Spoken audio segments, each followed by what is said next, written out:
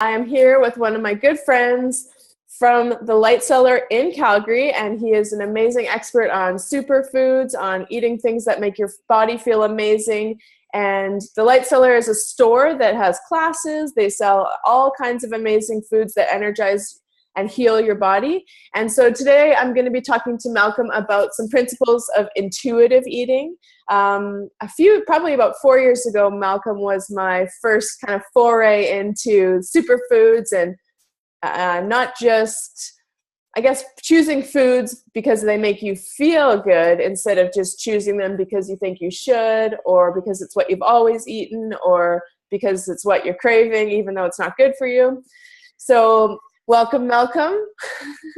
All right. Thanks for having me on, Charmaine. Yeah, thanks for coming on. So my first question, if you could just kind of break it down, a lot of people I know haven't even heard of the idea of intuitive eating. So how would you kind of most easily explain intuitive eating? All right. In one sentence, following your gut more than nutrition trends. Awesome. Okay. Yeah. And so, and even if we back up, even before we get into intuitive eating, I like to kind of speak about this idea, this base of intelligent eating. And of course, intuitive eating is incorporated in that because our intuition is just one form of our intelligence. In our culture, our society, we've been raised in a way and we place so much high importance, and rightly so. I'm not trying to say one intelligence is better than another, but we have two types of intelligence. We have our rational mind, our reason, our intellect, and that's very wonderful. It's powerful. It's what got us on this call today with our technology, and there's so much great benefits around it.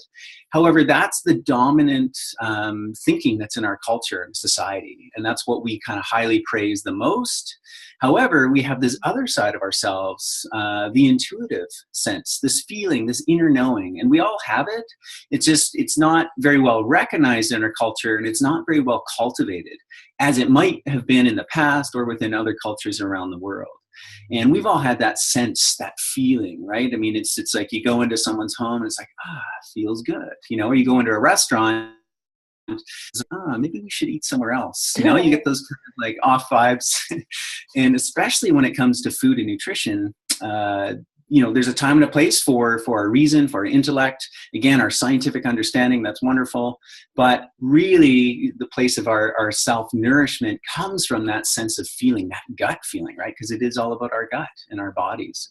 And now you might be thinking, well, that's very fine. I mean, what about if I get that, that feeling for a donut, right?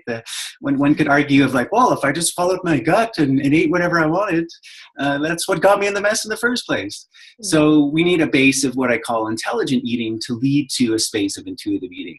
And so I've developed an acronym called a food scope. And imagine this is like a lens, something that you can look at a food and know whether it's right for you. And of course, the goal is not to make it such an overly complicated intellectual process, which is, so we can have more fun and freedom with our food.